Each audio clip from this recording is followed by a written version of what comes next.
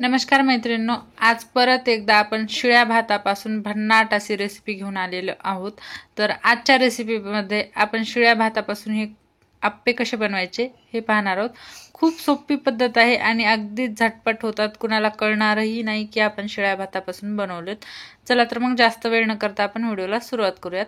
तर रात्रीचा उरलेला इथे मी शिळा भात घेतलेला आहे। आता आपल्याला काय करायचं आहे, हा शिळा भात थोडा थोडा करून मिक्सरच्या जारमध्ये घालायचा आहे। जेवढे आपल्याला आप्पे बनवायचे असतील तेवढा तुम्ही घेऊ शकता। तर इथे मी अर्धा घेतलेला आहे, अर्धा साईडला ठेवलेला आहे। तर आता थोडंसं पाणी घालून, साधारण 2 ते 3 चमच पाणी घालून आपल्याला मिक्सरला फिरवून घ्यायचं आहे। तर इथे मी मिक्सरला फिरवून घेतलेला आहे। त्याच्यानंतर अर्धी वाटी रवा घातलेला आहे। रवा घालून देखील आपल्याला थोडंसं फिरवून घ्यायचं आहे। तर अशा पद्धतीने आपल्याला बॅटर हवं आहे।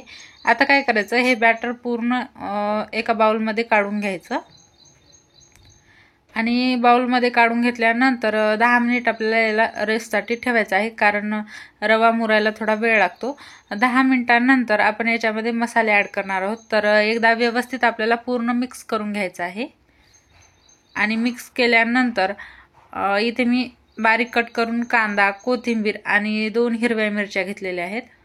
तुम्ही याच्यामध्ये टमाटर, गाजर, गोबी तुम्हाला ज्या भाज्या आवडतात त्या देखील घालू शकता आणि 2 चम्मच जवळ इथे आपण दही सुद्धा घालू शकते। इथे मी स्किप केलेला आहे।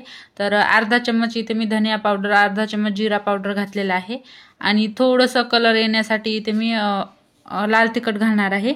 चवीनुसार मीठ घालायचं आहे।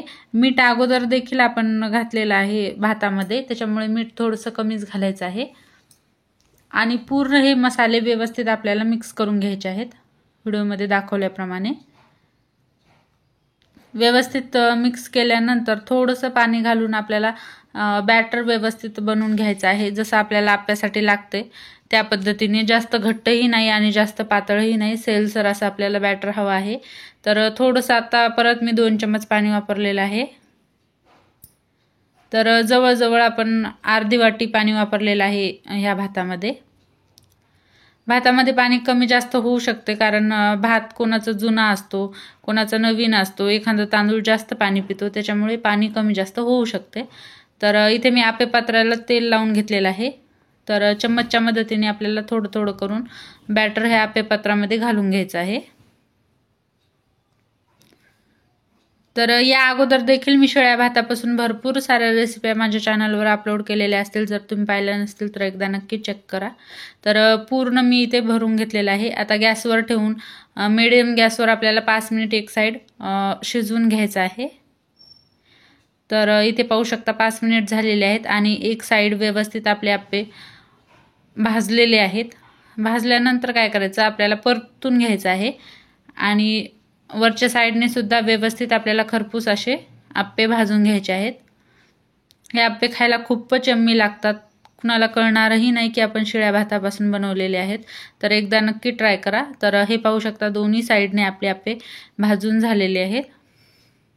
आणि जर तुम्हाला माझे व्हिडिओ आवडत असतील तर व्हिडिओला लाईक करा आणि नवनवीन व्हिडिओ पाहण्यासाठी चॅनलला सबस्क्राईब करा, सोबतच बेल आयकॉन देखील दाबा, म्हणजे मी नवीन टाकलेल्या रेसिपीची तुम्हाला नोटिफिकेशन मिळेल। तर पाहू शकता आपले भन्नाट असे आप्पे तयार झालेले आहेत। तर तुम्ही खोबऱ्याच्या चटणीसोबत किंवा शेंगदाण्याच्या चटणीसोबत खाऊ शकता। खूपच यम्मी रेसिपी आहे, एकदा नक्की ट्राय करा। तर लवकरच भेटूयात अशाच एका भन्नाट रेसिपीमध्ये। तोपर्यंत बाय बाय, धन्यवाद।